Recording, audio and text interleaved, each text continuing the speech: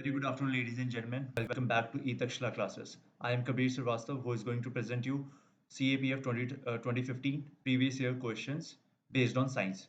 So in the previous two videos, we have covered 2016 and 2017 CAPF questions based on science. So इस session में 2015 में जो questions आए थे उन पे बात की जाएगी.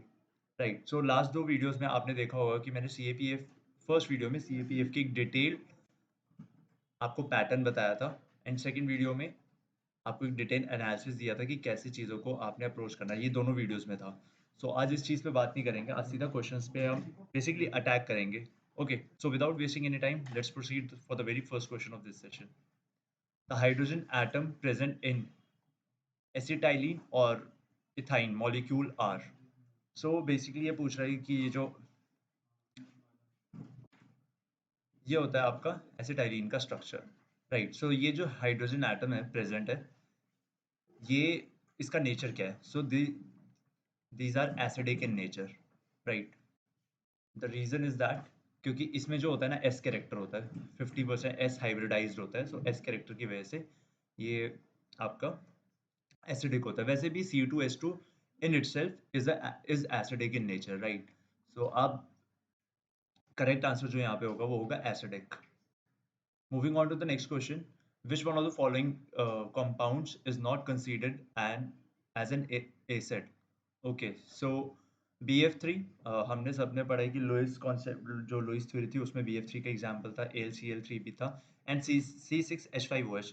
ये तो वैसे ही हाइड्रोक्सिल बॉन्ड है, ठीक है, OH बॉन्ड फिनोल. सो ये भी एसिडिक होता है नेचर में. सो बचा NH3. NH3 is basic in nature. इसका जो pH होता है अराउंड 11, 10 to 11 के बीच में फॉल करता है. So it is alkaline in nature. Okay, आगे बढ़ते हैं. Movement of outer electrons in the inner orbits of an atom produces. तो जब भी इलेक्ट्रॉन मूव करता है, सो जब इलेक्ट्रॉन मूव कर रहा होता है किसी ऑर्बिट में, so it is an accelerated form. ठीक है, वैसे एक्सेलरेट करेगा तो वो एक्सरे प्रोड्यूस करता है. और एक्सरे का प्रोडक्शन ही इस बेसिस पे होता है कि जो एक्सेलरेटेड चार्ज पार्टिकल होता है, नेगेटिवली चार्ज पार्टिकल, वो एक्सरे प्रोड्यूस करता है. सो एक्सरेज आर so इसका करेक्ट आंसर होगा option D. So X-rays are commonly produced in X-ray tubes by accelerating electrons through a potential difference. Obviously, क्योंकि जो एक आपका एटम होता है उसके अंदर कुछ एनर्जी होती है, फिर बाहर से आप कुछ एनर्जी प्रोवाइड करते हो, बेसिकली थ्रेशोल्ड पोटेंशियल. सो एक पोटेंशियल डिफरेंस क्रिएट हो जाता है जिसकी वजह से वो इलेक्ट्रॉन ड्रॉ कर लेते हैं या फिर जो भी आप उसे इजेक्ट कर लो, तो उसकी वजह से एक एक्सरे प्रोड्यूस होता है. ओके, सो यहाँ पे ऑप्शन होगा D. Gamma ray consists of. तो आपने इलेक्ट्रोमैग्नेटिक स्पेक्ट्रम देखा होगा, तो उसमें सबसे पहले जो चीज होती है वो गामा रेज ही होती है. तो gamma ray consist of electromagnetic waves without any doubt. बहुत ही इजी क्वेश्चन था. आगे आप ईएम स्पेक्ट्रम भी देख सकते हो. Gamma, gamma rays, X rays, UV, visible, infrared, microwave, radio wave and एक नई classification long radio waves. Okay, moving on to the next question, the heaviest element known up till January 2015 has the atomic number. तो चाहे जनवरी 2015 हो और 23 मार्च 2021 हो, तो अभी तक 118 एलिमेंट्स को डिस्कवर किया जा चुका है. मींस हाईएस्ट जो एटॉमिक नंबर है वो है 118. इस एलिमेंट का नाम ये है 118 एलिमेंट, या जिसका एटॉमिक नंबर 118 है. अब इसका प्रोनाउंसिएशन कुछ भी हो सकता है. कुछ लोग बोलेंगे यूनिनॉक्टियम, कुछ ननॉक्टियम बोलेंगे, कुछ अननॉक्टियम बोलेंगे. सो वन और same thing. Okay, so ununoctium is the latest and presently the last element in the periodic table. So इसका एटॉमिक नंबर है 118 एंड इसका मास नंबर है 294. सो इसके न्यूट्रॉन्स कितने होंगे? 176, बिकॉज जो एटॉमिक नंबर होता है that is number of protons. Okay, so बचे जो रह गए वो है number of neutrons. So 176 is neutrons. Okay, ये इसका कॉन्फ़िगरेशन है, शेल कॉन्फ़िगरेशन. आगे बढ़ते हैं. Evaporites is. So evaporite is a rock. आपने देखा होगा ना ऐसे उसके बीच में ऐसे ऐसे माउंटेन स्ट्रक्चर बने होते हैं ओशन के अंदर. ठीक है, तो वो क्या होते हैं? इवेपोराइट्स होते हैं. Rocks formed by the evaporation of water are called evaporites. ठीक है, जिप्सम, एनहाइड्रेट, हेलाइट, ये सारे कॉमन सॉल्ट होते हैं. This evaporation may occur in either shallow basins or on land or in sea. materials is eroded from land surfaces and is then carried to the sea by the rivers. Okay, so moving on to the next question. Two racing cars of masses m1 and m2 are moving in circles of radii r1 and r2 respectively. Okay, दो cars हैं, मास उनका m1 and m2 है, और वो एक इस circle में, वो एक का रेडियस r1 है जहां वो मतलब चल रही है, और दूसरा है R2. ठीक है, ऐसा ले लेते हैं. Their speeds are such that each car makes a complete circle in same time t. The ratio of angular speed of the first to that of the second car is. So आप ये देखो, ये formula था 2 pi by T, right. तो T क्या है, T दोनों का सेम है, तो ओमेगा भी दोनों का सेम होगा. ओमेगा सेम है तो रेशो क्या आ जाएगी, 1:1. तो करेक्ट ऑप्शन होगा B. Heavy water of an atomic reactor is, तो वो क्या होता है, D2 होता है, ड्यूटेरियम ऑक्साइड. तो ड्यूटेरियम ऑक्साइड में क्या, कौन सा हैवियर आइसोटोप है. ठीक है, हैवीएस्ट तो ट्रिटियम होता है, तो heavier isotope of hydrogen is being used. So an oxide of heavier isotope of hydrogen, that is D2O, deuterium oxide. यहाँ पे आप देख सकते हो प्रोटियम, जिसमें एक प्रोटोन ही होता है, ड्यूटेरियम एक न्यूट्रॉन प्लस एक प्रोटोन, दैट इज वाई इसका मास नंबर 2 होता है. फिर एक प्रोटॉन और 2 न्यूट्रॉन, तो दैट इज वाई ट्रिटियम का मास नंबर 3 होता है. ये सारे हाइड्रोजन के आइसोटोप्स है. आइसोटोप्स क्या है कि atomic number is same but mass number is different. Moving on to the next question. In a radioactive decay of a nucleus, an electron is also emitted. This may happen due to the fact that, देखो ये वैसे beta decay है, तो beta decay में क्या होता है, electron create होता है at the time of conversion of a neutron into proton. So B option is the correct option. Detail question है थोड़ा सा, अगर रेडियो एक्टिव डीके आप पढ़ोगे तो उसमें एक थोड़ी सी डिटेलिंग है उसकी, तो उसी में ये चीज़ है. बेसिकली अल्फा बीटा और गामा डीके को, अल्फा बीटा डीके पढ़ोगे तो आपको पता चल जाएगा. So beta decay can involve the emission of either electrons or positrons. ठीक है, the electrons or positrons emitted in a beta decay do not exist inside the nucleus, जो कि इसमें लिखा ही है. An electron is created at the time of conversion of a neutron into proton. They are only created at the time of emission. Emission का मतलब यानी decay ही हो रहा है, radioactive यानी radiation निकल रही है, just as photons are created when atoms make a transition from higher to lower energy state. Right? So ये था इसका explanation.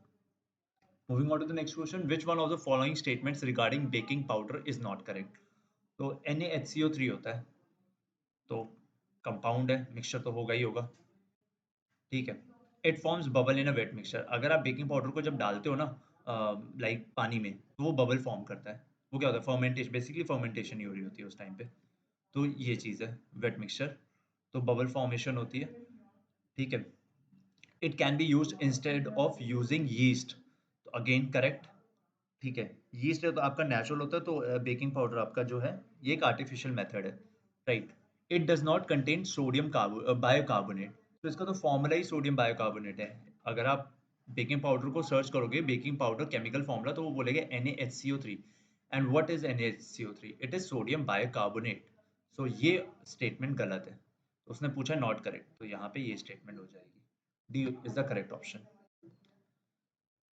अब बात की गई है इसमें कि डिफरेंट डिफरेंट जो कंपाउंड्स हैं उनके कलर्स के बारे में बात की गई है. तो सबसे पहले आपके सामने है यूरिया. तो यूरिया आप सबने देखा होगा कि वाइट कलर का होता है, उसे फार्मर्स जो है स्प्रे कर रहे होते हैं. तो किस कलर का होता है, बेसिकली वाइट कलर का होता है. तो वाइट कॉपर सल्फेट. बेसिकली आपको ये नहीं याद रखना है, अगर इस क्वेश्चन की बात करें तो इस चीज़ का कोई रेलेवेंस नहीं है, वाइट कॉपर सल्फेट या सल्फाइड पर्पल या फिर पर मैग्नेट, नहीं. आपको सिर्फ कलर पे ध्यान दो, कलर सबके डिफरेंट है. तो यूरिया का हो गया वाइट. तो आप सबसे पहले ऑप्शन में देखोगे कि A2, तो यानी ए और बी में से कोई ऑप्शन होगा. ठीक है. अब वो पूछ रहा है पोटेशियम. पोटेशियम आप सबने देखा होगा पिंक कलर का होता है. ठीक है, आप जो एक्सपेरिमेंट करते हो उसमें पिंक कलर आता है, वो पोटेशियम को ही सिग्निफाई करता है. सो डी का होना चाहिए 3. ठीक है, तो अभी भी ए और बी में ही कन्फ्लिक्ट है. फिर आएगा हाइड्रस एंड लेड. तो लेड बॉल्स आपने देखी है, that is black in colour. तो ब्लैक इन कलर, तो लेड सी का हो गया 4 एंड बी का एज ऑब्वियस 1 हो जाएगा फिर. ठीक है, तो ऐसे आप इन क्वेश्चंस को करेंगे. मुझे सिर्फ 3 के बारे में पता था, ठीक है, तो उससे भी क्वेश्चन हो गया आराम से. और अगर आपको 2 के बारे में पता होगा तब भी हो जाएगा. So answer is a. Hemocyanin is an oxygen transport metalloprotein present in some invertebrate animals. This protein contains, ठीक है, ये इन्वर्टिब्रेट जैसे लॉबस्टर वगैरह हो गए या फिर ये सारे एनिमल्स हो गए, ये इन्वर्टिब्रेट होते हैं, ठीक है। तो दिस प्रोटीन कंटेन्स, अगर आप इसका स्ट्रक्चर देखोगे आपको इसमें 2 ऑक्सीजन और 2 कॉपर मिलेंगे, तो 2 copper atoms are present in haemocyanin. ये आप देख सकते हो इसका स्ट्रक्चर, तो 2 कॉपर एटम्स हैं एंड 2 ऑक्सीजन एटम्स हैं, राइट। आगे बढ़ते हैं। Which one of the following statements is correct.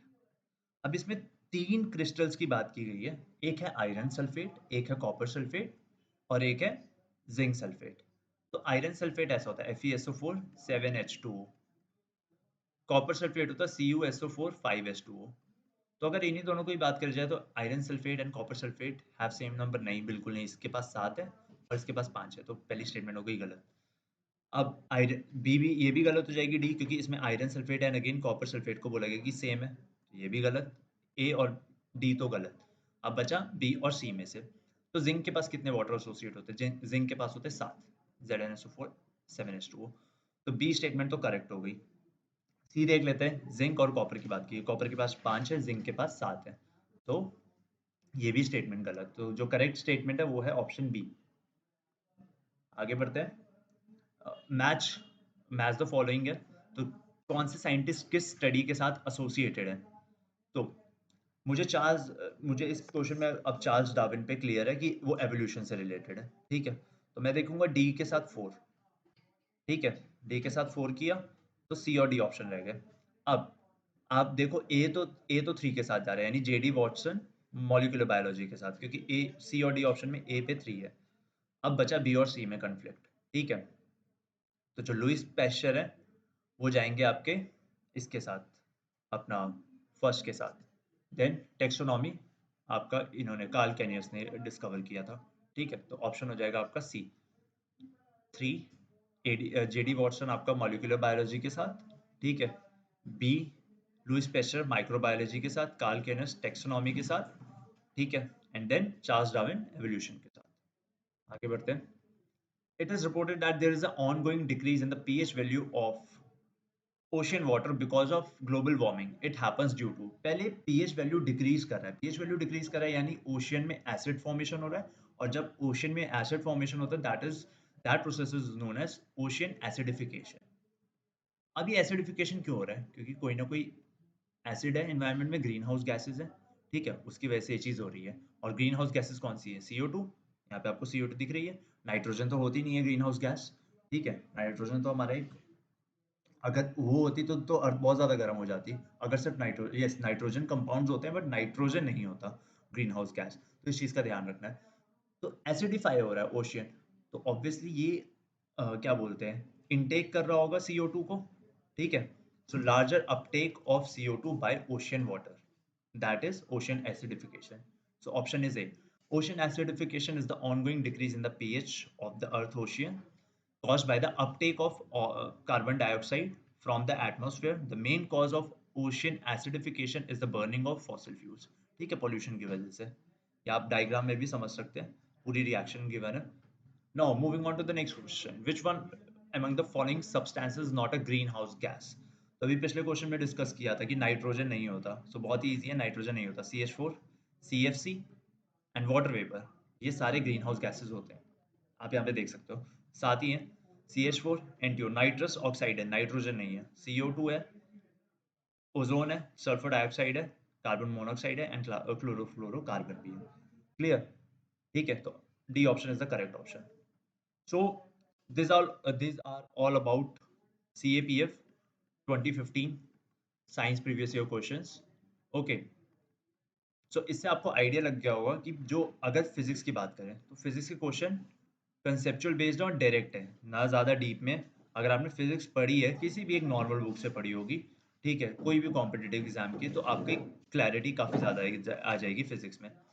बात रहती है बायोलॉजी में, तो बायोलॉजी पूरी पूरी NCERT बेस्ड है, और उसमें सबसे इंपॉर्टेंट है cell, tissues and life processes and this evolution. Evolution में भी आप ज़्यादा डिटेल नहीं, आपको बस थोड़े से टाइप्स पता होने, मतलब एवोल्यूशन में जितनी भी किंगडम है, जितनी भी टाइप्स है, वो है ऑर्डर, स्पीशीज, जीन जो भी बोलते हैं, तो उसमें जितने भी एनिमल्स हैं वो याद रहने चाहिए, तो आपकी बायोलॉजी ऑलमोस्ट कवर हो जाएगी, ठीक है। वरना आप डिटेल में जाओगे तो बायोलॉजी बहुत ज़्यादा स्कैटर्ड करके दी हुई है, तो बहुत ज़्यादा दिक्कत हो जाएगी आपको। इसीलिए ये इन चीज़ों पे फोकस रहना चाहिए, cell, tissue, life processes, evolution.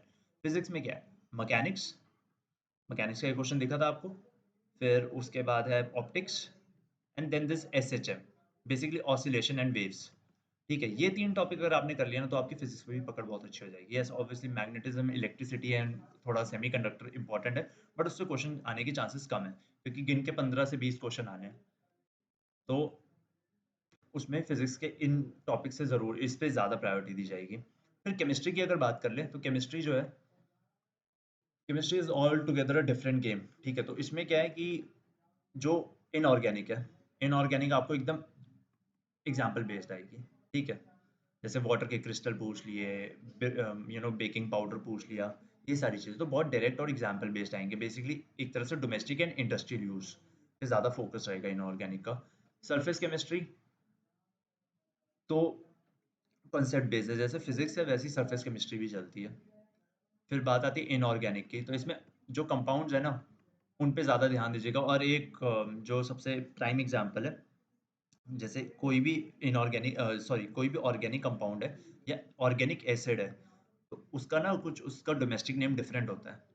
ठीक है, जैसे फॉर्मिक एसिड को कुछ और बोलेंगे, टार्टरिक एसिड को कुछ और बोलते हैं, सिट्रिक एसिड को कुछ और बोलेंगे।